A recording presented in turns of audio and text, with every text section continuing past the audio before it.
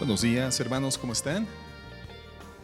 Un gusto verles y saludarles en esta mañana. Gracias a Dios que estamos reunidos en la presencia de nuestro Señor, dispuestos a ser edificados por su palabra. Venimos con esa disposición, ¿verdad? Gracias a Dios. Bueno, hoy vamos a finalizar nuestro estudio acerca de la depresión en el cristiano. Vamos a Juan 15, por favor, verso 4. Juan 15, verso 4. Dice el Señor Jesucristo: permaneced en mí y yo en vosotros. Como el pámpano no puede llevar fruto por sí mismo si no permanece en la vid, así tampoco vosotros si no permanecéis en mí. Yo soy la vid, vosotros los pámpanos. El que permanece en mí y yo en él, éste lleva mucho fruto, porque separados de mí nada podéis hacer. ¿Qué podemos hacer separados de Cristo, hermanos? Nada. Filipenses 4, verso 13. Todo lo puedo en Cristo que me fortalece. El apóstol Pablo nos está dando la misma información que Cristo está dando de sí mismo en el Evangelio de Juan.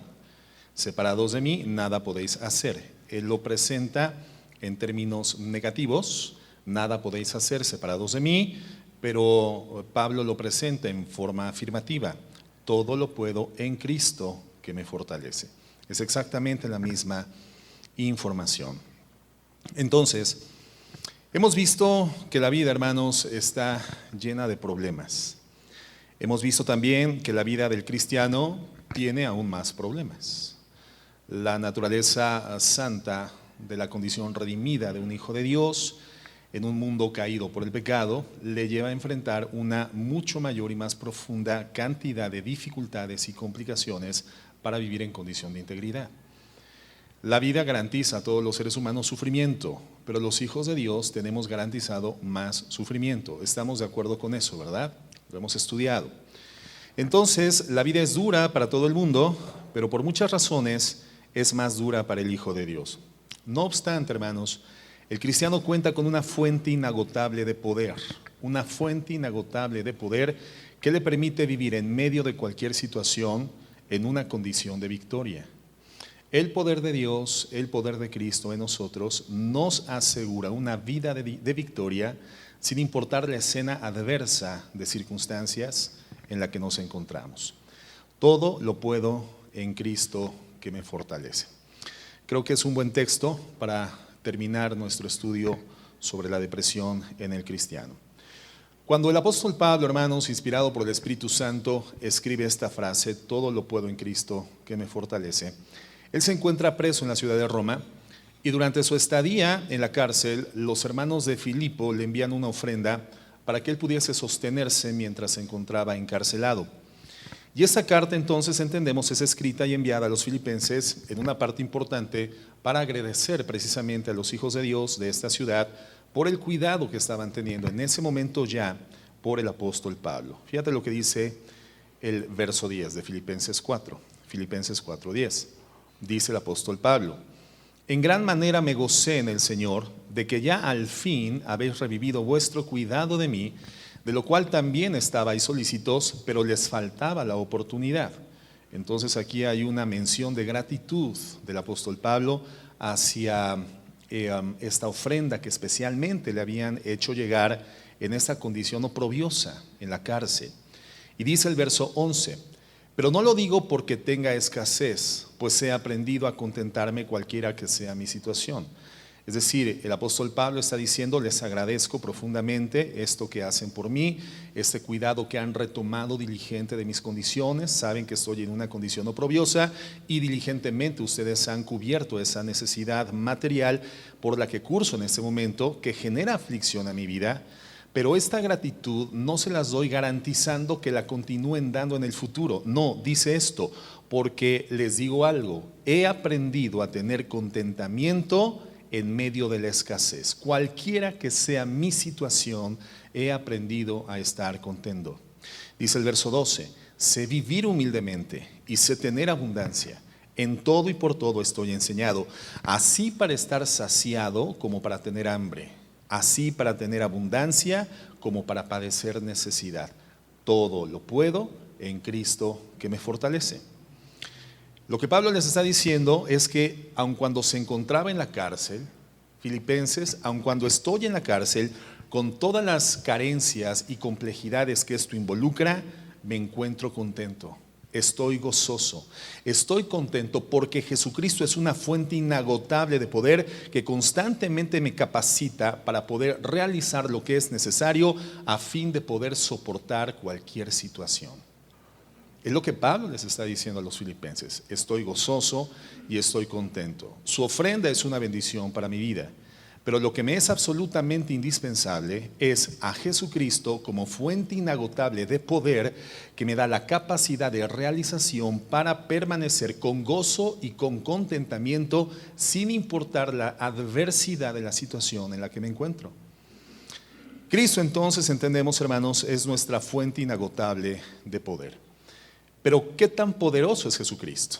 Ahora, si nosotros somos hijos de Dios y tenemos un tiempo, aun cuando sea incipiente, de caminar en el Señor, sabemos que Jesucristo es todopoderoso. ¿Por qué? ¿Por qué Cristo es todopoderoso, hermanos? Porque Jesucristo es Dios, efectivamente. Pero vamos a ver someramente, superficialmente, pero de forma importante. Es imposible no ser impactados por el conocimiento de quién es Cristo, aun cuando intentemos aproximarnos de manera superficial. Quiero que veamos una descripción de en qué consiste el poder de Cristo, que nos fortalece, que nos es absolutamente indispensable para poder vivir y permanecer en gozo, en contentamiento, sin importar las circunstancias que cursemos. Jesucristo, en primer lugar, hermanos, es el creador de todo, es Dios, es la fuente de toda creación. Juan 1:3 dice así: todas las cosas por Jesucristo fueron hechas y sin Él nada de lo que ha sido hecho fue hecho. Él es el creador, hermanos, de todo lo que existe. Colosenses 1:16, porque en Cristo fueron creadas todas las cosas, las que hay en los cielos y las que hay en la tierra, visibles e invisibles, sean tronos, sean dominios, sean principados, sean potestades, todo fue creado por medio de Él y para Él. Colosenses 1:17. Y Jesucristo es antes de todas las cosas y todas las cosas en Él subsisten.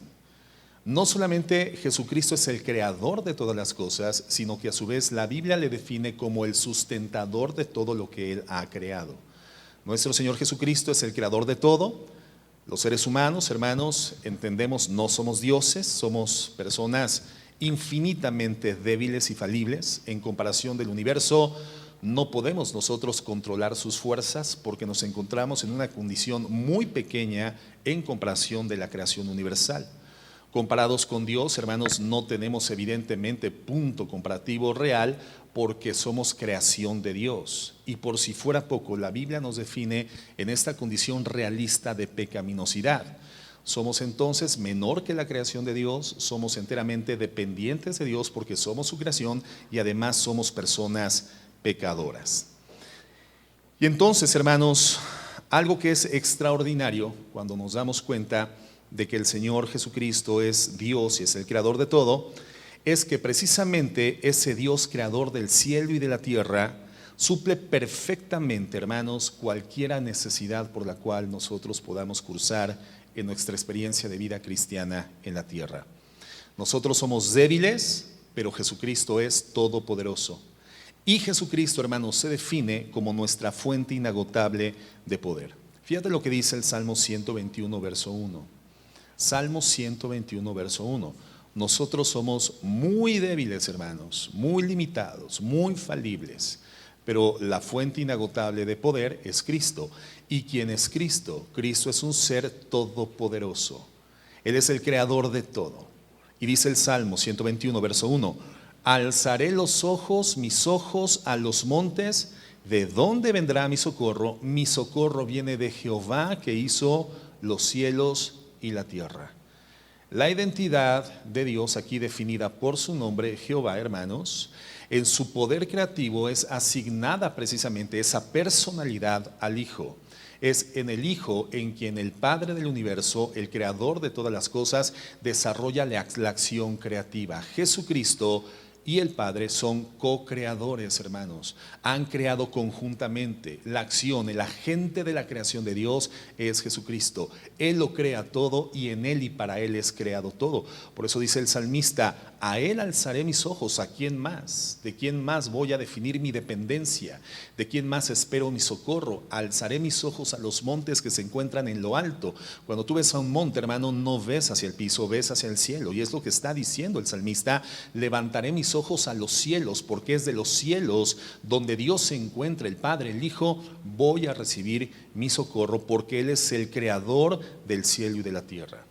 Fíjate cómo lo dice el profeta Isaías en el capítulo 40, verso 26. Isaías 40, verso 26. Dice así: levantad en alto vuestros ojos. Es la misma información. Levantad en alto vuestros ojos y mirad quién creó estas cosas. Es decir, al levantar los ojos al cielo y tener una conducta reflexiva hacia la creación de la cual todos somos participantes, llegaremos a la sana conclusión de que Dios existe y que ese Dios evidentemente lo controla todo, es todopoderoso, no sale absolutamente nada del marco de su poder y de su autoridad. Mirad quién creó estas cosas. Él saca y cuenta su ejército. A todas las estrellas llama por sus nombres. Ninguna faltará. Tal es la grandeza de su fuerza y el poder de su dominio. Y dice el verso 28. Sabido esto, ¿no has sabido tú? ¿No has oído que el Dios eterno es Jehová, el cual creó los confines de la tierra? No desfallece, no se fatiga con cansancio, y su entendimiento no hay quien lo alcance. Él da esfuerzo al cansado y multiplica las fuerzas al que no tiene ningunas. Los muchachos se fatigan y se cansan, los jóvenes flaquean y caen, pero los que esperan a Jehová tendrán nuevas fuerzas. Levantarán alas como las águilas, correrán y no se cansarán, caminarán y no se fatigarán. Entonces, hermanos, ¿quién es nuestro Señor Jesucristo? ¿Quién es el Señor Jesucristo? Jesucristo es el creador del cielo y de la tierra. Pero no solamente es el creador, hermanos. Él no se limita únicamente a crear. Jesucristo, hermano, a su vez sustenta todo lo que Él ha creado. Por eso dice la palabra que todo lo creado en Él subsiste. La fuente constante de existencia, de orden cósmico, de lo que el Señor ha constituido, ha creado ex nihilo, de la nada. La fuente de continuidad proviene igualmente de Jesucristo. Es decir, Jesucristo no solamente es el creador del automóvil, por decirlo de esta forma, sino igualmente abastece el combustible y el aceite con el cual el automóvil puede tener durabilidad, funcionamiento y una continuidad permanente en sus acciones y en sus funciones y en su diseño. El Señor es aquel que sustenta, en quien todo lo creado subsiste. Significa que cada planeta, cada galaxia, cada constelación se encuentran en su posición cósmica porque nuestro Señor Jesucristo sostiene el universo. Colosenses 1:17. Colosenses 1:17. Y dice esto: y Él es antes de todas las cosas, y todas las cosas en Jesucristo subsisten. Es decir, todas las cosas encuentran su energía para continuar existiendo y funcionando como fueron diseñadas originalmente en Jesucristo. Él es la fuente de la creación y es el sustento continuo, permanente, inagotable de lo que Él ha creado. Hebreos 1, por favor. Hebreos 1, verso 1. Estamos viendo cuál es la personalidad, hermanos, de nuestra fuente inagotable de poder como hijos de Dios. Hebreos 1:1 dice así: Dios ha hablado por su Hijo Jesucristo en el pasado, habiendo hablado muchas veces y de muchas maneras en otros tiempos a los padres por los profetas, en estos postreros días nos ha hablado por el Hijo, a quien constituyó heredero de todo y por quien asimismo hizo el universo. Todo el universo, hermanos, todo lo creado fue hecho a través de Jesucristo. Y dice así: el cual, siendo el resplandor de su gloria y la imagen misma de su sustancia, y quien sustenta todas las cosas con la palabra de su poder. ¿Quién es Jesucristo? El sustentador de todo lo creado, el creador y el sustentador de todo lo creado. ¿Quién es nuestro Señor Jesucristo? Bueno, en primer lugar, Él es el creador de todo. En segundo lugar, el Señor Jesucristo posee una absoluta autoridad sobre la tierra y sobre el cielo. Él creó los cielos y la tierra, por lo tanto, la autoridad es detentada por el creador y el sustentador del cielo y de la tierra. Jesucristo es creador, Jesucristo es sustentador y a su vez detenta el ejercicio de la autoridad sobre todo lo que Él ha creado, cielo y tierra. Hay un texto en la Biblia, hermanos, Mateo 8, en el que se muestra un despliegue portentoso de esta autoridad de nuestro Señor Jesucristo. En los capítulos 5 al 7 del libro de Mateo, el Señor da su magnífico sermón denominado como el sermón de la montaña, el sermón del monte, pero posteriormente, cuando al término de toda esta instrucción práctica de vida en la dinámica de la fe en Jesucristo, el Señor ahora tiene que demostrar que lo que Él ha hablado y lo que ha definido de sí mismo en este sermón es genuinamente apegado a la realidad. Ahora Él tiene que demostrar con los hechos, con las obras genuinas y distinguibles, que lo que Él ha dicho tiene certidumbre, que la autoridad de la predicación se constata con la autoridad de su acción. Por las obras el Señor Jesucristo constató que la palabra predicada tiene toda la autoridad, una autoridad de carácter divina. Y por eso vemos en el capítulo 8, del 1 al 17, apunta a estas referencias para que las reestudies en casa. Vemos en el capítulo 8 de Mateo, del 1 al 17, que el Señor tiene poder sobre las enfermedades. Poder sobre las enfermedades. En los versículos del 1 al 4, el Señor sana a un leproso. En los versículos del 5 al 13 sana al siervo del centurión. Todas estas historias, hermanos, reales, las conocemos y hemos leído los evangelios. Y vemos más adelante en los versículos del 14 al 17 que Jesucristo sana a la suegra de Pedro. Entonces el Señor Jesús tiene poder sobre las enfermedades. El ministerio del Señor Jesucristo literalmente, hermanos, se constituyó en la acción benéfica y sanitaria de un hospital ambulante. Durante su ministerio prácticamente erradica la enfermedad de Palestina, porque Jesucristo demuestra con los hechos la autoridad de su predicación, y esta autoridad se manifiesta ejerciéndose sobre las enfermedades, poder sobre la enfermedad. El Señor Jesucristo, en los versículos del 23 al 27 de Mateo 8 igualmente, demuestra también que tiene poder sobre las fuerzas de la naturaleza.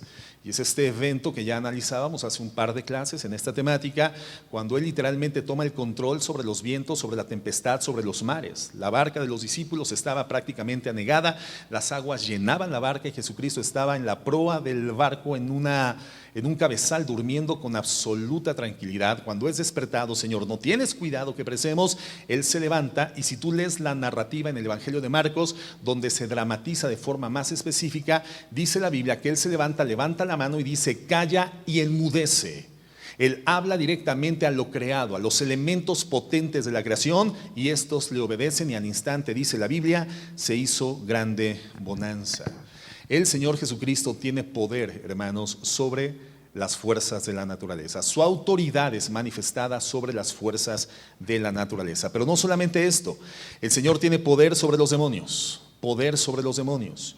En los versículos 28 al 34 de Mateo 8, cuando el Señor llega a Gadaria, se le presenta un hombre con una legión de demonios, más de 3,000 demonios que en una sola persona humana estaban ejerciendo una acción aflictiva, de aflicción.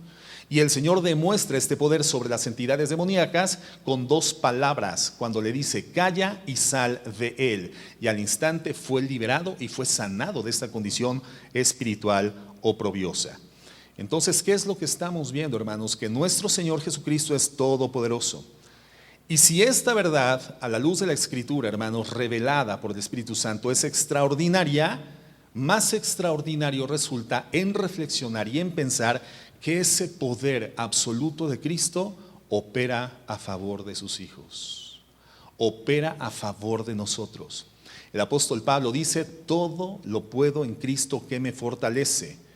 Pero esta frase, evidentemente, en su contexto, no nos permite pensar que nosotros seamos todopoderosos, ¿verdad? No significa que nosotros tengamos el ejercicio arbitrario o soberano del poder de Jesucristo. No es lo que Pablo está diciendo. No nos define a nosotros entidades humanas redimidas, pero limitadas por ser creadas por Dios. No nos define como todopoderosos.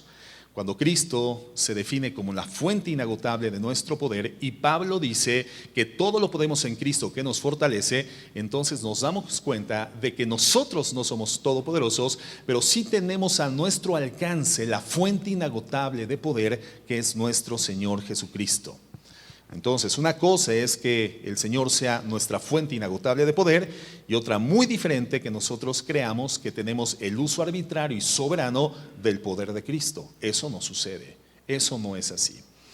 Un ejemplo, una cosa es que tú puedas beber agua de un río cuando tienes sed y otra muy diferente que puedas consumir toda el agua del río. Es claro, ¿no? Tú tienes sed y tienes al alcance cercano a ti un río de agua corriente, agua fresca, agua cristalina. Simple y sencillamente te hincas, doblas la rodilla, pones la mano, absorbes un poco de agua, bebes un poco de agua hasta que tu sed es saciada. Tienes al alcance la fuente que sacia tu sed, pero tú no puedes ni consumir, ni contener, ni controlar, ni encauzar la fuerza de ese río. Así es con los cristianos. Todo lo puedo en Cristo que me fortalece significa que estamos al alcance, tenemos al alcance la fuente inagotable de poder que es nuestro Señor Jesucristo, pero no significa que nosotros usemos soberana o arbitrariamente el poder de Cristo. No somos todopoderosos. Entonces Pablo está hablando del poder que Cristo confiere, el poder que Cristo transfiere a un cristiano para poder salir victorioso de cualquier situación. Es de esto de lo que está hablando Pablo. Hay una transferencia dosificada de poder a la vida de los hijos de Dios de parte de Jesucristo como fuente inagotable de poder para que nosotros logremos salir victoriosos de cualquier circunstancia.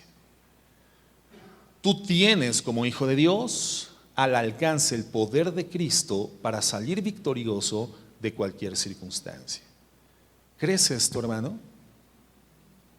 ¿Quiénes creen esto de verdad? Entonces, Pablo está hablando de la capacidad que Cristo tiene disponible para todo creyente para poder manifestar el carácter cristiano en medio de cualquier situación. En eso consiste el todo lo puedo en Cristo que me fortalece. El Señor nos otorga la dosis de poder necesaria para salir victoriosos en el uso del carácter cristiano, la manifestación de la naturaleza divina en nuestras vidas por Cristo Jesús en cualquier circunstancia. Pablo podía dejar de manifiesto su carácter como hijo de Dios, un carácter redimido, un carácter transformado, una mente renovada y una vida conductual santa, porque la fuerza para poder manifestarse de esta forma en su comunidad proviene directamente de Jesucristo. Entonces la enseñanza no es que seamos todopoderosos, la enseñanza es sobre el carácter de un hijo de Dios. El carácter de un hijo de Dios está llamado a ser estable, a ser equilibrado, a ser firme, a ser sólido, ser fuerte, poder sustentar cualquier circunstancia que venga sobre sus hombros, poder soportar el peso adverso de la vida con la característica del reflejo de la paz, el gozo, la misericordia, la piedad de Jesucristo. Infundidos por el poder de Dios, podemos manifestar el carácter de Cristo en cualquier circunstancia. Eso significa todo lo puedo en Cristo que me fortalece. ¿Cuántos creen que todo lo pueden en Cristo que los fortalece? ¿Cuántos pueden afirmar que el carácter de Cristo emerge, se refleja, es distinguible, es evidente, es inobjetable en sus vidas, sobre todo en los momentos difíciles? De verdad, en los momentos difíciles, lo que sale a la luz, lo que se vislumbra, lo que se distingue de tu vida, ¿es el carácter cristiano? En eso tendría que consistir el poder de Dios en tu vida. Y que pudieras, como Pablo, decir, todo lo puedo en Cristo que me fortalece. Fíjate lo que dice Colosenses 1:9. Colosenses 1:9. Dice el apóstol Pablo: por lo cual también nosotros, desde el día que lo oímos, no cesamos de orar por vosotros. Ellos oyeron de la fidelidad de los colosenses, lo que está diciendo Pablo. Oímos de la fidelidad de ustedes y desde que nos enteramos de que caminan con fidelidad en el Señor, son fieles, son íntegros, son honestos, son transparentes, no son hipócritas, viven la vida cristiana con integridad. Desde entonces no cesamos de orar por vosotros y de pedir que seáis llenos del conocimiento de su voluntad en toda sabiduría e inteligencia espiritual. Pablo estaba testificando que ellos oraban en esta dirección por los colosenses, verso 10, para que andéis como es digno del Señor. ¿Para qué oraba Pablo por los colosenses? Él pedía que fueran llenos del conocimiento de la voluntad de Dios y de toda sabiduría y de toda inteligencia espiritual, para que anduviesen como es digno del Señor. ¿Cómo? Agradándole en todo, llevando fruto en toda buena obra y creciendo en el conocimiento de Dios. Verso 11, fortalecidos con todo poder. Fortalecidos con todo poder. Pablo oraba porque los colosenses tuviesen la fuente de poder en sus vidas en Dios, en Cristo, fortalecidos en todo y con todo poder, conforme a la potencia de su gloria, para toda paciencia y longanimidad. Dice Pablo: oro a Dios para que ustedes estén fortalecidos con todo poder conforme a la potencia de su gloria. Pero ¿para qué oraba? ¿Para qué era necesario este poder por el cual oraba y clamaba el apóstol Pablo a favor de los colosenses? El verso 11 dice: para toda paciencia y longanimidad. La palabra longanimidad se puede traducir también como consolación o misericordia en una esfera muy prolongada, para que ellos fueran pacientes y fueran misericordiosos y que tuvieran gozo, con gozo dando gracias al Padre que nos hizo aptos para participar de la herencia de los santos en luz. ¿De dónde procede nuestra aptitud, hermanos? ¿De dónde procede nuestra capacidad de realización? Procede de Dios, procede de Jesucristo. Y por eso Pablo oraba diciendo al Padre que sean aptos los colosenses de participar en la herencia de los santos en luz. La palabra aptitud, ¿qué significa? Significa el desarrollo de una capacidad. La actitud con C intermedia significa la forma anímica con la cual desarrollas una actividad, pero aptitud con P intermedia significa la capacidad desarrollada. No solamente es un tema de actitud temporal, es un tema de aptitud permanente, y nuestra aptitud la recibimos de la fuente inagotable de poder que es nuestro Señor Jesucristo, y para esto oraba el apóstol Pablo a favor de los colosenses. Entonces, fortalecidos, dice Pablo, con el poder de Dios, para que puedan ser, ¿qué cosa? Pacientes, pacientes, para que puedan ser misericordiosos y para que puedan tener y manifestar gozo, gozo de Dios en medio de cualquier circunstancia y adversidad. ¿Cuántos creen que todo lo pueden en Cristo que los fortalece? ¿Cuántos creen que la fuente de su aptitud para vivir una vida paciente, misericordiosa y gozosa en medio de la aflicción proviene de Dios? ¿Y cuántos pueden testificar que ya están recibiendo ese influjo de poder de parte de Cristo para mantenerse pacientes, misericordiosos y gozosos en toda adversidad? ¿Ya eres paciente, hermano? ¿Eres paciente con tu esposo? ¿Eres paciente con tu esposa? ¿Eres paciente con tus hijos? ¿Eres paciente con tus padres? Jóvenes cristianos que tienen el deseo honesto, auténtico, genuino de servir a Dios, de conocerlo más, de consagrarse a Él. ¿Eres paciente con tus papás? Cuando tus papás te preguntan sobre alguna funcionalidad de los avances tecnológicos, los dispositivos electrónicos, y tu papá o tu mamá te dicen: oye, ¿cómo descargo esta aplicación? O ¿cómo se descarga una aplicación? O ¿cómo envío una imagen? ¿Cómo envío una ubicación? ¿Cómo manejo el WhatsApp? ¿Eres paciente para tratar con tus papás? ¿O al interior de tu vida emerge en tu alma un sentir de molestia y hasta indiferencia por la petición de tus padres? ¿Eres paciente con tus papás? ¿Eres paciente con tus hijos? ¿Eres paciente con tu cónyuge? ¿O una premisa continua referida por tu boca es que me acabas la paciencia? Es que agotas mi paciencia, no puedo más contigo. Y lamentablemente estas, hermanos, son expresiones habituales, cotidianas, que forman parte del contexto de nuestra interacción cultural, social, familiar, cotidianamente. Realmente tu corazón está lleno de misericordia, porque si tu aptitud para ser misericordioso es de Dios, entonces esta misericordia tiene el efecto de continuidad y de crecimiento y de progresión. Por lo tanto, tú puedes ser una persona progresivamente más misericordiosa todos los días en cualquiera que sea la esfera de tu existencia, sobre todo en términos adversos. Eres una persona longánime, eres clemente, eres misericordioso con el máximo nivel de alcance. Eso significa longánime. No solamente es una misericordia, sino es misericordia llevado al máximo nivel de alcance. ¿Así es tu misericordia hoy en día? ¿Cuánto gozo hay en tu corazón en las situaciones no deseables, en las circunstancias no correctas o inciertas? En la adversidad, en la aflicción, en el dolor, en el sufrimiento, ¿realmente resplandece en tu rostro el gozo del Señor? Porque el gozo, hermano, se refleja en el rostro. Cuando pierde el gozo Caín por la ofrenda no recibida de parte de Dios, dice la Biblia que se demudó, decayó su semblante, perdió el gozo y fue evidente. ¿Tu rostro es un rostro gozoso en medio de la adversidad? ¿En las malas noticias? Entonces podrías decir con certeza, todo lo puedo en Cristo que me fortalece. Pero si esto no es una realidad en nuestras vidas, hermanos, y decimos, todo lo puedo en Cristo que me fortalece, es una mera mención religiosa, es una mera mención intelectiva, pero no se ha constituido en una realidad en tu vida interna. Cualquier situación, hermanos, sin importar su grado de complejidad, adversidad, sin importar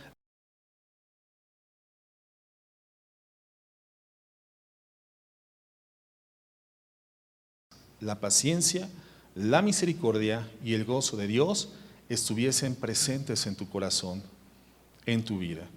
Reflejarlo a través de tu conducta. Cualquier situación, hermanos. Ahora, esto evidentemente es imposible para el ser humano. Tener gozo, tener paciencia y ser misericordiosos es absolutamente imposible sin Cristo. Es absolutamente imposible sin Cristo. Por lo tanto, si a ti te es imposible ser paciente, si te es imposible ser misericordioso, si te es imposible experimentar el gozo en la adversidad, es cuestionable tu condición como hijo de Dios. ¿Me estoy explicando, hermanos? Entonces aquí tenemos un sensor, tenemos una medida en la cual tenemos que pesarnos, una balanza en la cual tenemos que ubicarnos. ¿Cuál es nuestra condición espiritual? La paciencia, la misericordia y el gozo son imposibles sin el poder de Dios. Por eso Pablo dice, no que tengan necesidad de que ustedes estén abasteciéndome continuamente, aun cuando agradezco el cuidado que han retomado sobre mi persona, pero sin importar esta ofrenda, yo todo lo puedo en Cristo que me fortalece.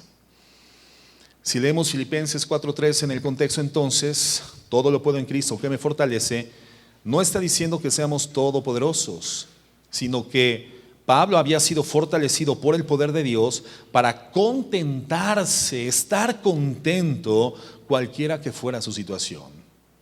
Significa que él había podido sobrevivir y salir victorioso en cualquier situación porque Jesucristo le había suministrado el poder que lo capacitaba para eso. El mismo poder que nosotros tenemos, hermanos, a nuestra disposición y a nuestro alcance, y que por lo tanto, hermanos, no tenemos como cristianos el derecho de deprimirnos. Si tú tienes el poder como un influjo de parte de Cristo permanente para ser paciente, misericordioso y tener gozo, no tenemos el derecho de deprimirnos. Por eso la depresión en el cristiano tendría que ser un curso rápido, tendría que ser un tránsito dinámico, no que eventualmente no lo vayamos a experimentar, pero un cristiano no puede permanecer, no puede prolongar su estadía en esa condición de carencia o extinción de la esperanza y la expectativa. No podemos. Si es verdad que todo lo podemos en Cristo, que nos fortalece. Dice Pablo en el versículo 11, de Filipenses 4. No lo digo porque tenga escasez, no lo digo por eso, porque he aprendido, fíjate esa palabra, he aprendido a contentarme cualquiera que sea mi situación. Si traes tu Biblia impresa, ojalá pudieras subrayar esa última frase del verso, cualquiera que sea mi situación.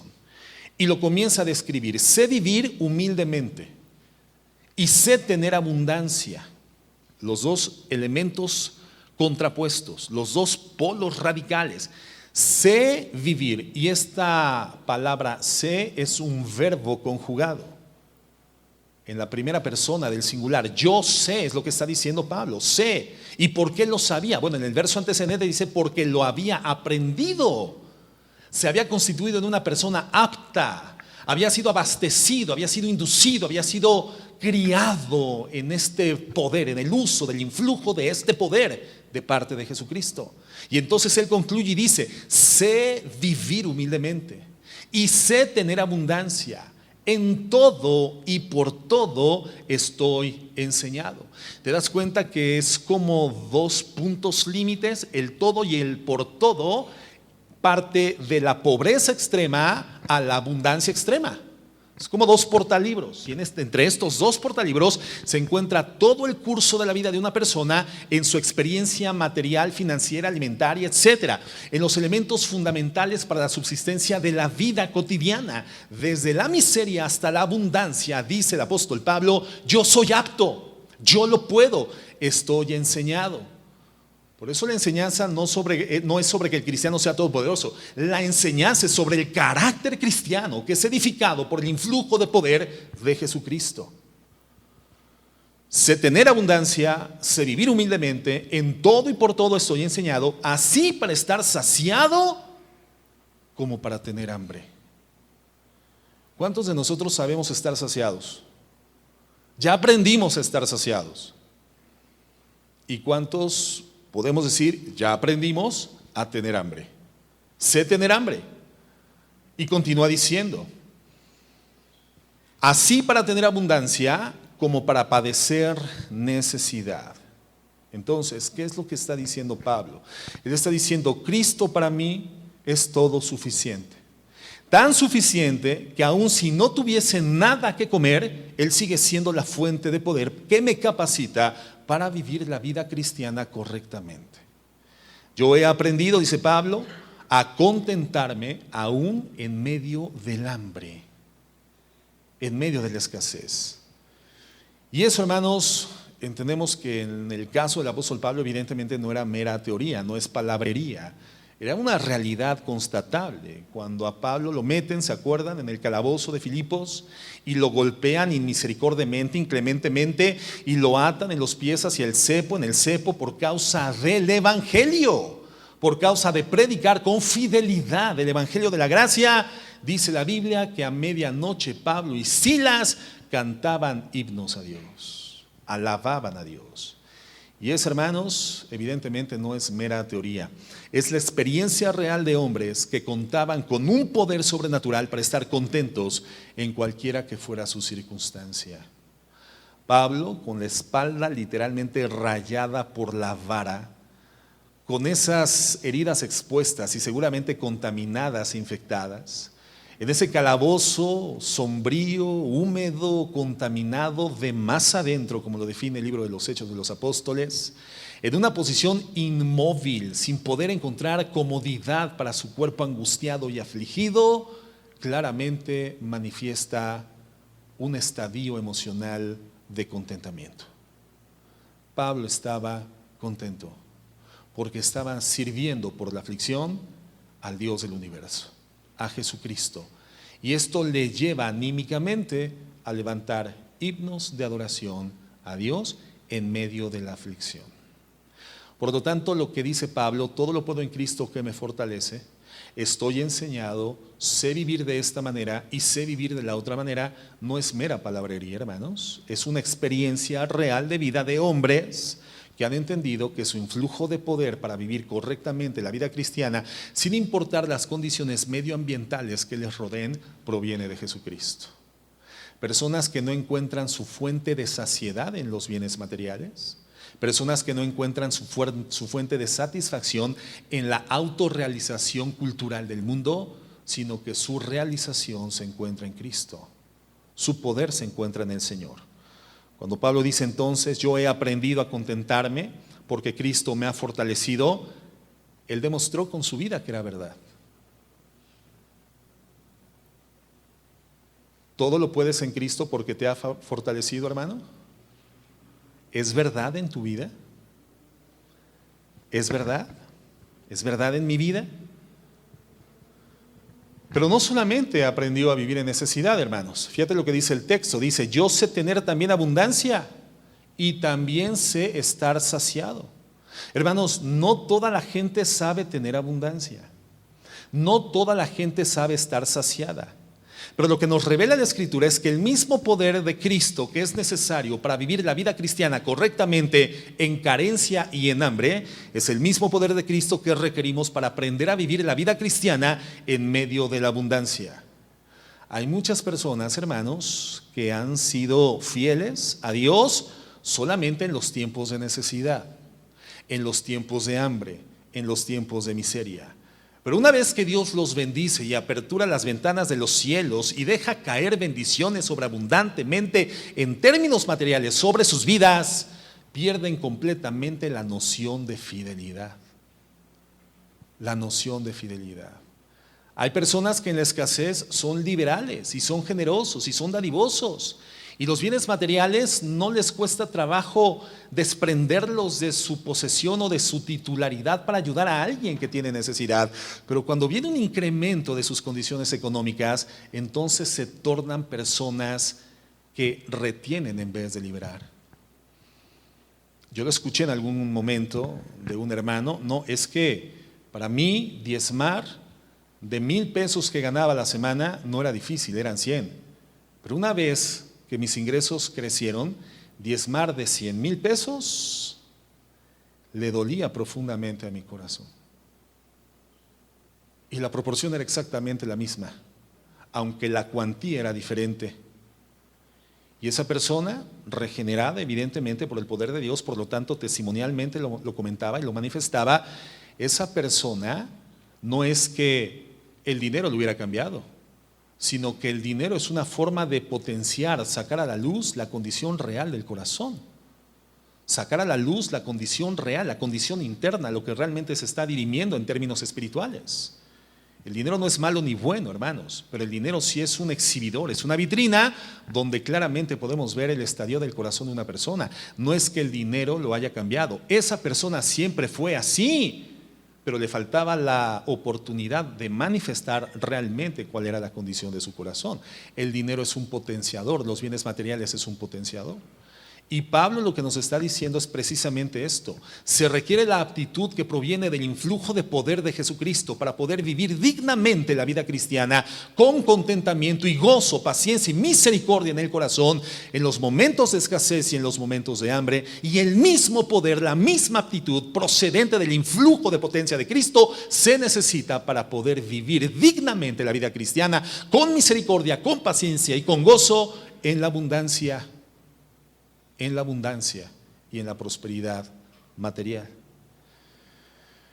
En Segunda de Crónicas, en el capítulo 26, hermanos, se nos habla del rey Usías. Seguramente recuerdas, y la Biblia dice que este era un rey bueno y que anduvo en los caminos de su padre, pero cuando se hizo un rey poderoso, dice la Biblia, que se engrandeció para su ruina porque el poder lo corrompió. Entonces necesitamos el poder de Dios para vivir en escasez y necesitamos el mismo poder de Dios para vivir en abundancia. En resumen, hermanos, de este punto, sin importar cuál sea nuestra situación, necesitamos de Jesucristo cada minuto de nuestras vidas. Necesitamos de Cristo cada minuto de nuestras vidas y necesitamos, hermanos, que Cristo nos sustente con su poder. También nosotros fuimos creados por Cristo y en Cristo subsistimos.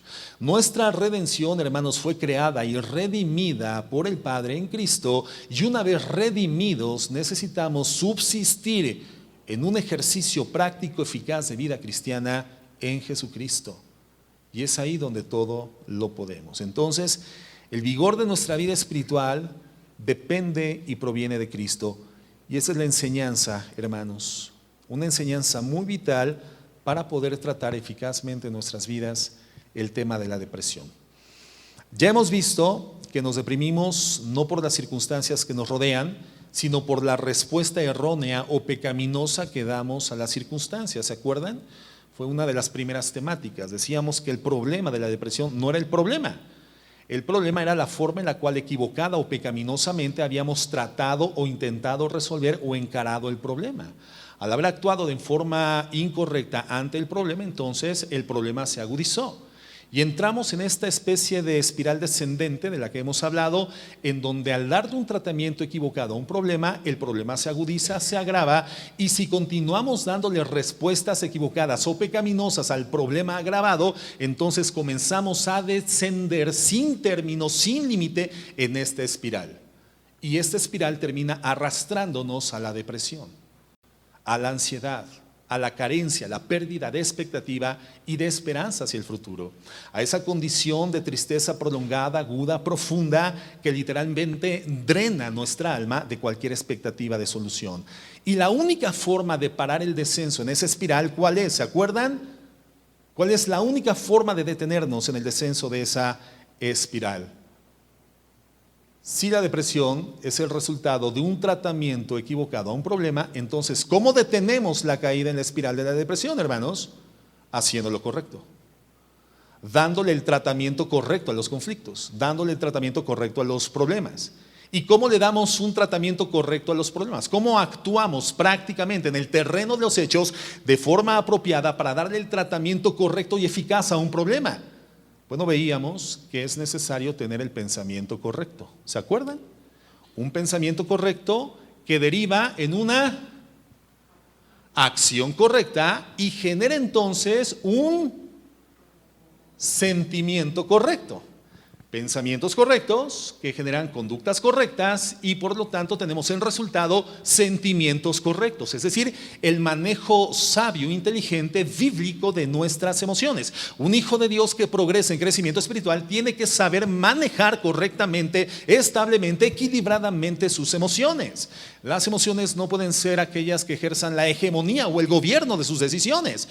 En esta dinámica o cadena de circunstancias, veíamos que en el inicio de la secuencia o el primer eslabón no son las emociones son el último eslabón de la cadena. El primer eslabón es el pensamiento correcto, el siguiente es la actitud correcta y al final tendremos el sentimiento correcto. Una persona que tiene su fuente de pensamientos en la palabra de Dios tendrá entonces las acciones bíblicas esperadas y los sentimientos escriturales prometidos. Por lo tanto, es una persona que nunca incidirá en el descenso de la espiral de la depresión. ¿Cómo detenemos nuestra caída, nuestro descenso en esa espiral depresiva? A través de la acción correcta. ¿Y cómo actuamos correctamente ante el problema? Con el pensamiento correcto, que al final deriva por la conducta correcta en sentimientos equilibrados, sentimientos estables, emociones bajo el gobierno de nuestra vida espiritual. Y entonces entendemos por qué Jesucristo dice, separados de mí, nada pueden hacer. Y por qué Pablo lo constata, todo lo podemos en Cristo que nos fortalece. Y qué bien que sepamos, hermanos, que el cristiano cuenta con ese poder. Pero, ¿cómo es que contando como cristianos con esta fuente inagotable de poder, hay algo que no está bien en muchos cristianos, hermanos? Porque sus vidas en términos prácticos realmente no funcionan así. No funcionan de esta forma. La vida de muchos hijos de Dios, hermanos, no es una vida victoriosa. No es una vida de contentamiento, no es una vida de paciencia, no es una vida de misericordia, no es una vida de gozo. Por lo tanto, identificamos que no están siendo abastecidos por esa fuente inagotable de vida que salta para vida eterna de acuerdo a la palabra de Dios. ¿Por qué si tenemos como hijos de Dios al alcance la fuente inagotable de poder de Cristo, hermanos? ¿Por qué la vida entonces de muchos cristianos parecería estar drenada de este poder? Sus vidas no funcionan así. Sus vidas no son vidas gozosas. Son personas que no saben, porque no son aptas para vivir ni en la escasez y menos en la abundancia, ni con hambre, ni saciados. Y en una y en otra posición, hermanos, el elemento común, el factor común, el denominador común de esa circunstancia es la falta de gozo, la falta de contentamiento, la queja continua, la murmuración hacia la situación. ¿Por qué? ¿Qué tenemos que hacer entonces? Si tu vida es esta, sí, yo todo lo puedo en Cristo que me fortalece, pero no soy paciente, no soy misericordioso, no estoy contento, quisiera más, no tengo gozo. Continuamente mi esquema de equilibrio emocional se rompe. Continuamente me entristezco, pierdo la esperanza, pierdo la expectativa, tiro la toalla, retrocedo, incido una y otra vez en actos pecaminosos. Y eso me frustra y me desanima y finalmente me deprime. Si soy un hijo de Dios. ¿Cuántos viven así? No levanten la mano, pero ¿cuántos viven así?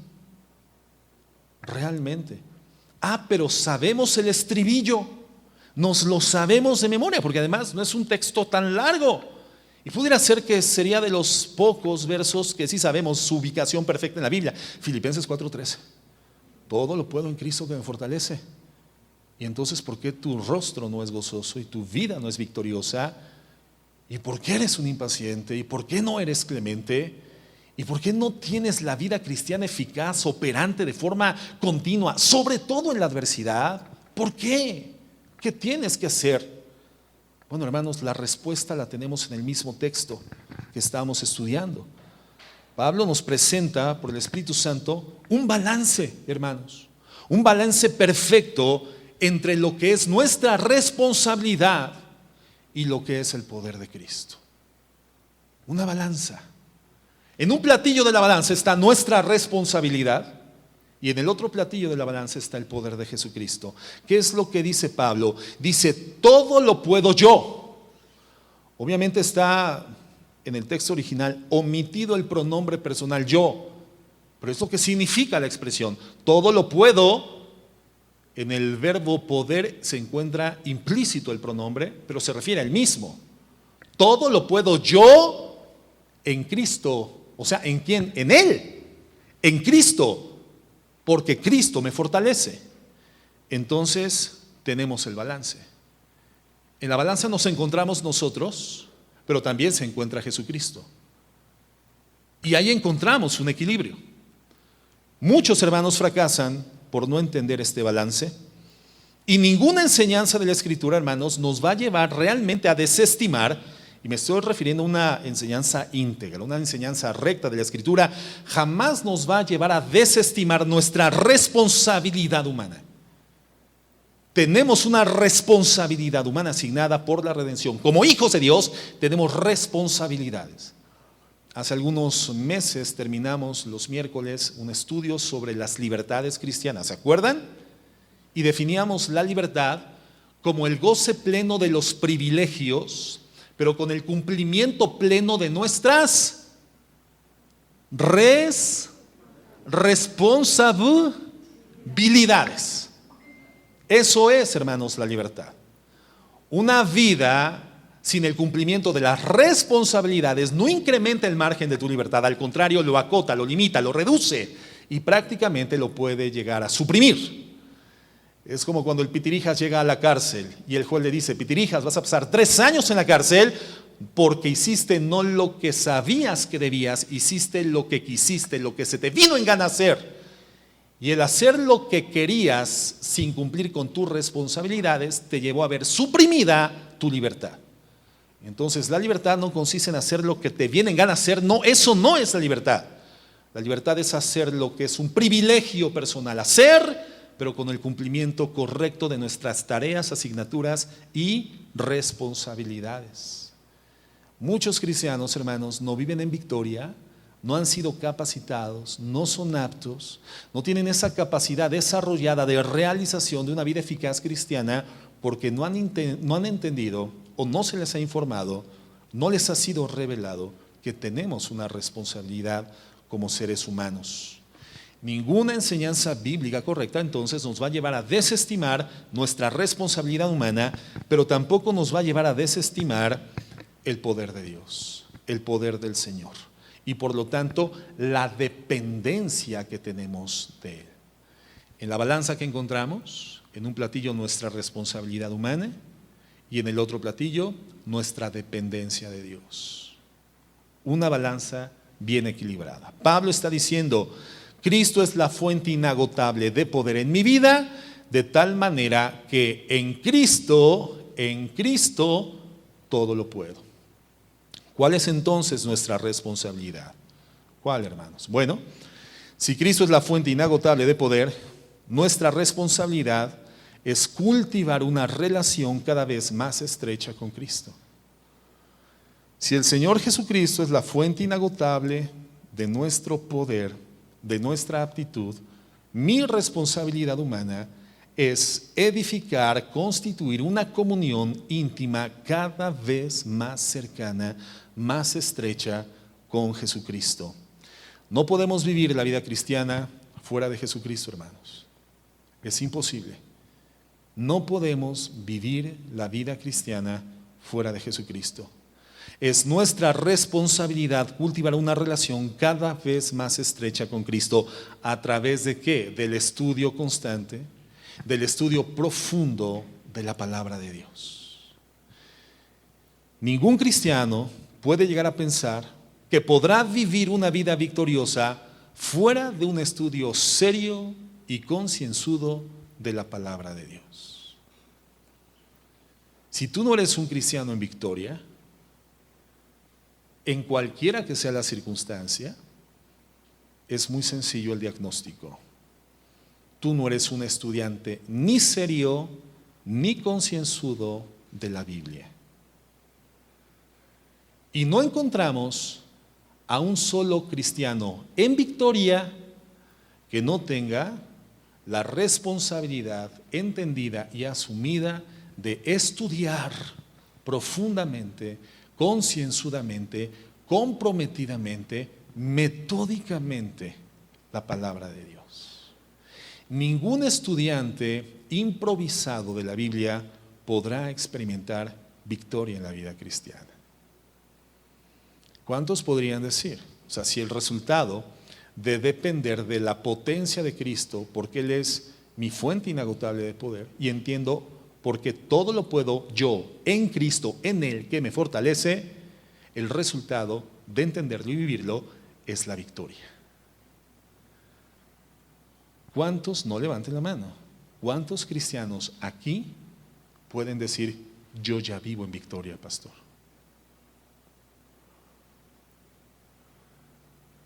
Entonces yo podría volver a preguntar: ¿cuántos realmente creen que todo lo pueden en Cristo que les fortalece? ¿Cuántos viven en victoria? Y la victoria, lo entendemos, no significa que las circunstancias de tu entorno sean favorables. No, nada tienen que ver las circunstancias del entorno. A pesar, cualesquiera que sean esas circunstancias, buenas o malas, un cristiano tiene que caminar en victoria. Con paciencia, con gozo, con misericordia, con integridad, con transparencia, con honestidad, con expectativa y con una esperanza firme. Preparándose, santificándose, creciendo en el conocimiento de quién es Cristo y purificándose todos los días, así como Cristo es puro, porque eso es lo que hacen aquellos que tienen esta esperanza, se purifican todos los días como Cristo es puro. ¿Cuántos viven en victoria, hermanos? Realmente. Es a través de la Biblia, hermanos, que nos encontramos con Cristo. No hay otra forma de encontrarte con Cristo. Es a través de la Biblia. ¿A través de qué te encuentras con el poder de Cristo? A través de la Biblia. No hay otra forma. A través de la Biblia. Es en la palabra de Dios donde vemos actuar a Cristo. ¿Dónde conocemos a Cristo? A través de la Biblia. Por eso Job decía: de oídas te había oído, mas ahora mis ojos te ven. Es decir, yo conocía de ti ni siquiera lo que yo había escuchado de ti, sino lo que me habían contado de ti. De oídas te había oído, pero ahora te conozco personalmente. Y Job no tenía evidentemente el compendio de la Escritura. No existía como tal, hermano, el compendio de la Biblia. Nosotros sí tenemos el compendio de la Biblia.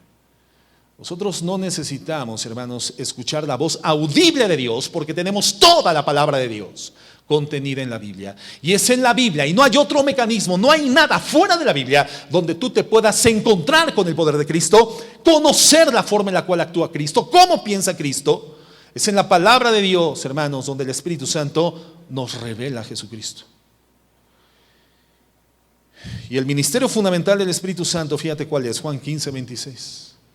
¿Cuál es el ministerio básico fundamental del Espíritu Santo? Juan 15, 26 dice así: pero cuando venga el Consolador, a quien yo os enviaré, está hablando Cristo, a quien yo les voy a enviar del Padre, el Espíritu de verdad, el cual procede del Padre, Él dará testimonio acerca de mí. ¿Quién revela el corazón del hombre y la mujer redimidos? ¿Quién revela en la Escritura el testimonio de Cristo? ¿Quién es Cristo? ¿Cómo piensa Cristo? ¿Qué hizo Cristo? ¿Cuál es su poder? ¿Cuál es su forma de actuar? ¿Cómo se vincula con nosotros? ¿Quién nos da a conocer el testimonio de quién es Cristo? En la Biblia, el Espíritu Santo. Todo lo que hace el Espíritu Santo, hermanos, lo hace para glorificar a Jesucristo. Ese es el ministerio fundamental del Espíritu Santo. Fíjate lo que dice Apocalipsis 19:10. Apocalipsis 19:10.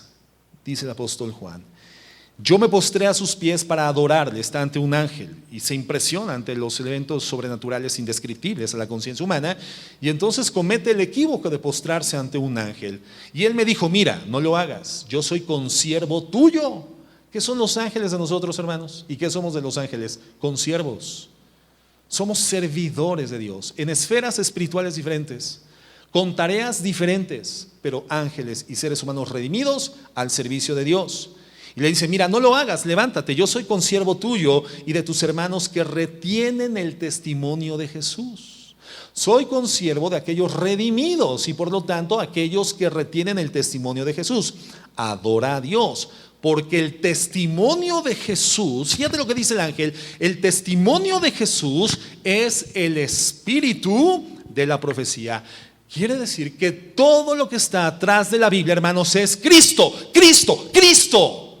Por eso tú no vas a poder aprender de quién es Cristo a través de una teología humana, a través de un libro de filosofía teológica, sin importar quién sea su autor.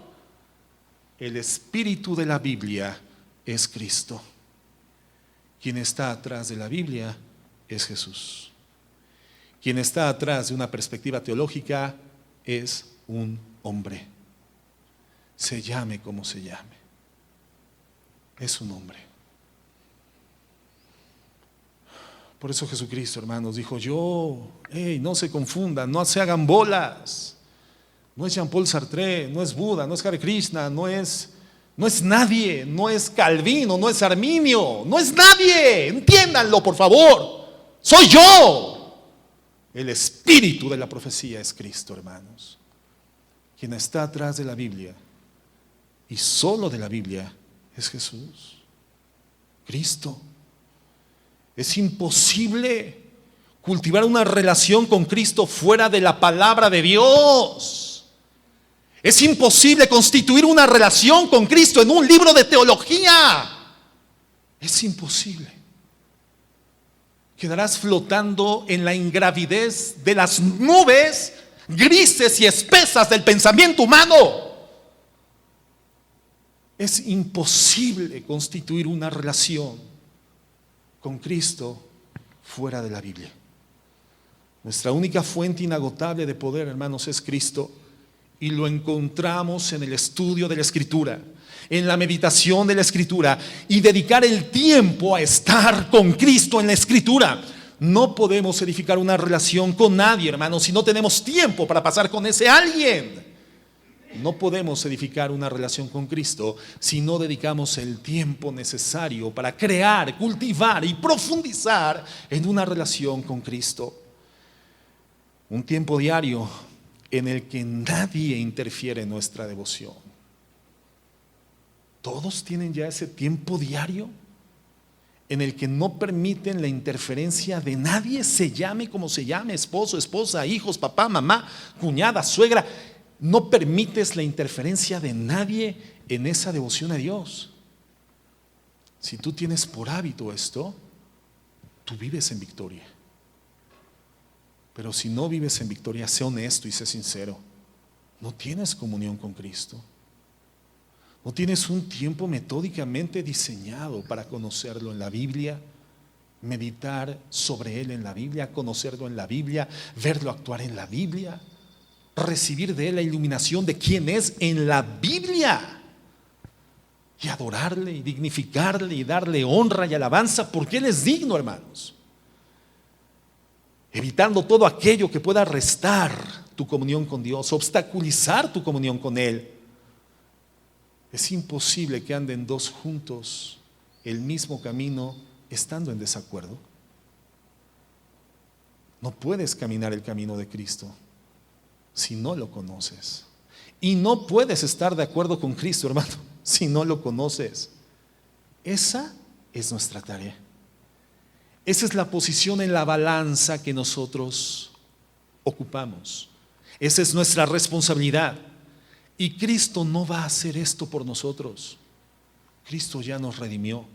Nuestra responsabilidad es tener una comunión cada vez más estrecha con Él.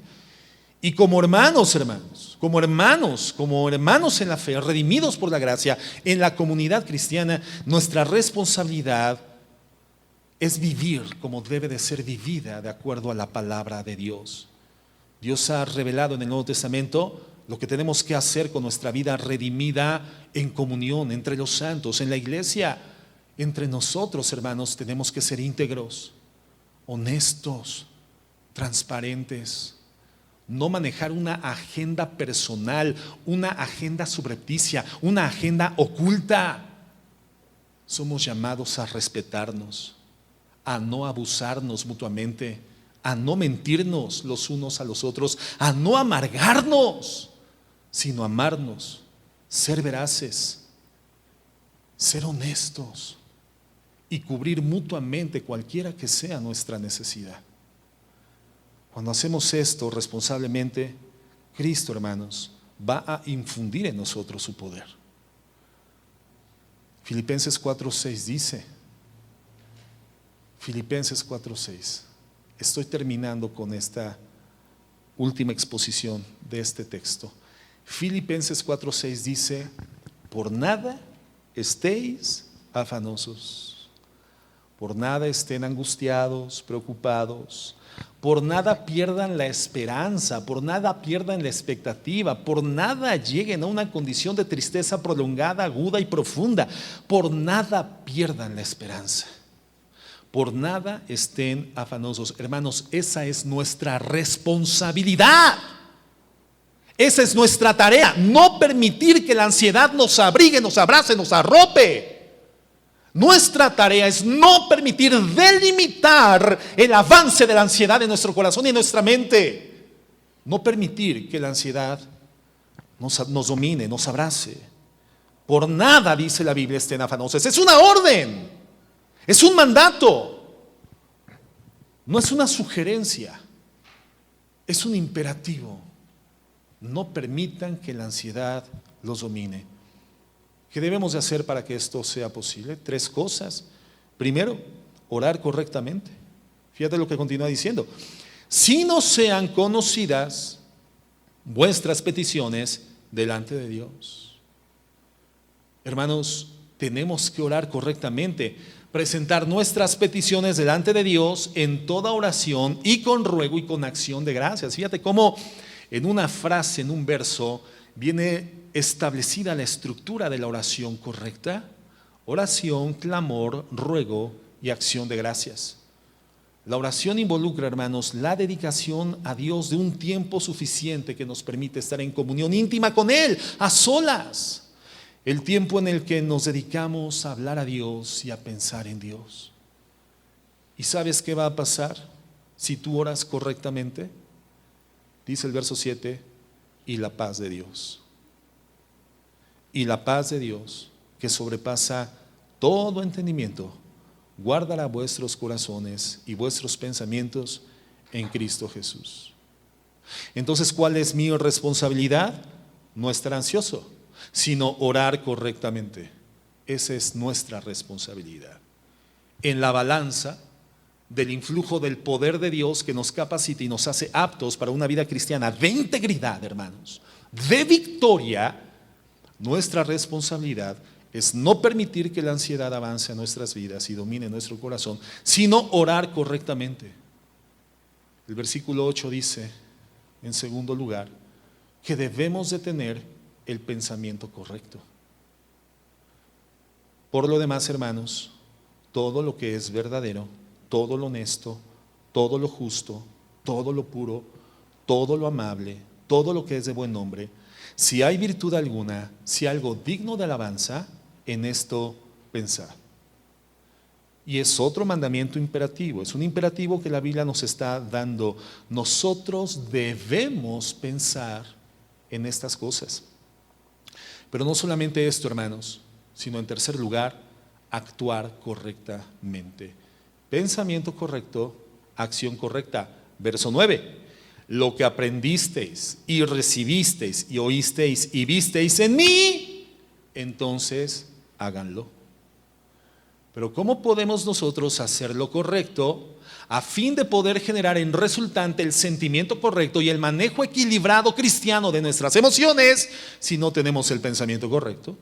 ¿Y cómo podemos aspirar a tener el pensamiento correcto si no delimitamos el avance de la ansiedad y en vez de que esta avance y nos domine, oramos correctamente delante de Dios? Para que la paz de Dios, que sobrepasa todo entendimiento, gobierne nuestros corazones y pensamientos en Cristo Jesús. Y entonces tengamos la paz mental y el tiempo disponible para renovar nuestra manera de pensar en la palabra de Dios, que es la fuente de todo lo bueno, justo, santo, puro y digno de alabanza. Y pensar en esto responsablemente, a fin entonces de poder llegar al punto en donde esto que estamos aprendiendo y recibiendo a través de la enseñanza apostólica, ahora también nosotros lo podamos hacer. ¿Sí están viendo la secuencia, hermanos? ¿Sí? ¿Sí o no? Sí. Ahí está en Filipenses, hermanos. Ahí está en Filipenses. Detener el avance de la ansiedad. ¿Cómo? Orando a Dios correctamente, glorificándole, con acción de gracias, con súplicas. Y entonces, hermanos, la paz de Dios gobernando el corazón nos permite tener el pensamiento en la Biblia, renovando nuestra mente y pensar en lo bueno, lo correcto, lo digno, lo puro, aquello que es digno de alabanza, aquello que es virtuoso. Y entonces desarrollaremos por la aptitud de Cristo la posibilidad, la capacidad de hacer lo que los apóstoles en la Biblia por el Espíritu Santo nos están enseñando. Pensamiento correcto, acción correcta. Esta, hermanos, es nuestra responsabilidad. ¿Y qué va a pasar con el Hijo de Dios que hace esto? ¿Y el Dios de paz? ¿Y el Dios de paz? Ya no solamente la paz de Dios, hermanos. El Dios de paz estará con nosotros. ¿Sí se está leyendo? ¿No se vio? Ok, Filipenses 4:9. La parte final del verso. En esta secuencia, el resultado final no solamente son los sentimientos gobernados por la paz, las emociones equilibradas cristianamente, hermanos, que eso ya es una ventaja gloriosa, sino que la fuente de nuestra paz, que es Dios, la fuente de nuestro poder, que es Dios, la fuente inagotable de nuestra estabilidad, que es Dios, estará con nosotros. Es tu responsabilidad hacer esto, y el resultado, que es la parte que le corresponde a Dios, va a ser igualmente manifiesto. Él estará con nosotros. El Dios de paz estará todo el tiempo con nosotros, suministrándonos esa paz, esa tranquilidad.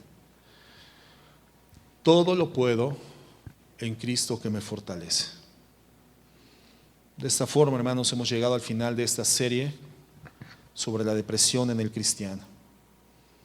¿Qué tenemos que hacer? Tenemos que correr pacientemente la carrera que tenemos por delante, poniendo nuestros ojos en Jesús, hermanos, autor y consumador de la fe, el cual por el gozo puesto delante de él sufrió la cruz y menospreció el oprobio, Consideremos a aquel que sufrió tal contradicción de pecadores contra sí mismo, para que nuestro ánimo no se canse hasta desmayar. ¿Se acuerdan qué significaba considerar? Considerar era llegar a un análisis, o más bien a través de un análisis de los antecedentes, llegar a la conclusión única y correcta sobre una situación dada. Nosotros tenemos que analizar, escudriñar de tal forma a Jesucristo, a fin de poder llegar a la conclusión de quién es Jesucristo y por lo tanto hacer de Cristo nuestro modelo de existencia. Considerad aquel que sufrió tal contradicción de pecadores contra sí mismo, para que tu ánimo no se canse hasta desmayar. Si tu vida no es en el flujo de una consideración, de un análisis, de un escrutinio, de una evaluación, de una observación, de una contemplación analítica y reflexiva de quién es Jesucristo, entonces, hermano, tu ánimo va a llegar al desmayo. La tristeza se va a agudizar, el desánimo será presente, se drenará la expectativa y la esperanza en tu vida y estarás en depresión. Y un cristiano deprimido es el peor anuncio del evangelio que podamos hacer. Quiero concluir con Romanos 8:35, un texto áureo de esta serie, la depresión en el cristiano,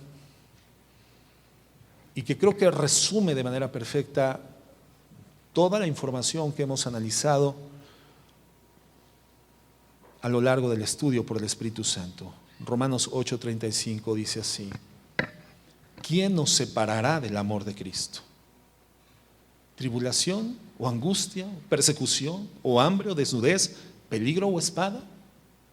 Como está escrito: por causa de ti somos muertos todo el tiempo, somos contados como ovejas de matadero.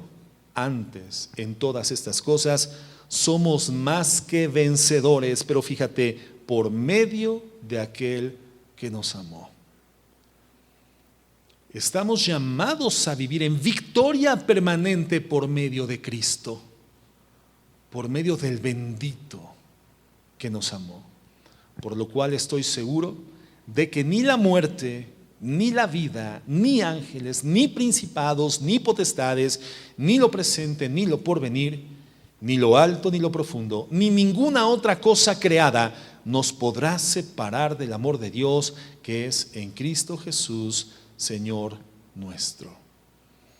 Creo que el resumen de todo este estudio lo encontramos en el verso 37. Antes, en todas estas cosas, en todas las dificultades, en todos los problemas, en todas las vicisitudes, en todas las adversidades, en todas las contrariedades, en todas las cosas no presupuestadas, en todo lo indeseable, en todo lo amargo, en todo lo duro, en todo lo pesado, en todo lo difícil, en todas estas cosas somos más que vencedores. Vivimos en victoria por medio del bendito, por medio de aquel que nos amó.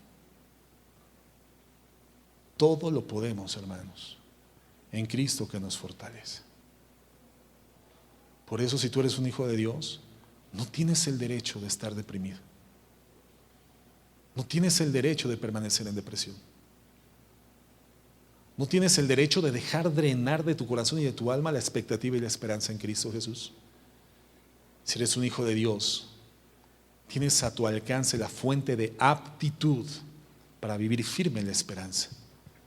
Purificarte todos los días, a pesar de que cuando sea necesario seamos afligidos en diversas pruebas, sabiendo que la prueba de nuestra fe produce paciencia, pero la paciencia constituye una obra perfecta, haciéndonos cabales y perfectos sin que nos falte cosa alguna. Porque cada ocasión que sea necesario, el Señor nos afligirá en las pruebas, para que de la misma forma que el oro se purifica con fuego, nuestra fe, siendo mucho más grande e importante que el oro, también sea purificada por medio de la aflicción, a fin de que cuando Cristo se manifieste, nuestra fe sea hallada en gloria, honra y alabanza de su nombre. Pudiendo testificar en todas las adversidades y en todos los sufrimientos que viví y experimenté, fui más que vencedor por medio de Cristo que me ha amado. Hemos sido llamados a vivir en victoria, hermanos. aunque estés solo, aunque estés abandonada, aunque ni tu perro te ladre, aunque te hayan dicho la muñeca fea que se escondía por los rincones, llorando por todas partes, hoy en Cristo has sido llamada a vivir como una vencedora. Has sido llamado a vivir en victoria. Vamos a orar. Te damos gracias, Dios, por tu bendita palabra, por tu bendita enseñanza, porque día a día nos llevas a progresar en la conciencia de la dependencia que tenemos de la Escritura y de la oración, de la vida de comunión real en la cual tenemos que estrecharnos más y más a ti para conocerte y depender de ti. Y en esto, mi Dios, ser vencedores por medio de Cristo. Te queremos alabar y te queremos bendecir por siempre, Señor. Bendito es tu nombre por los siglos. En Cristo Jesús. Amén y amén.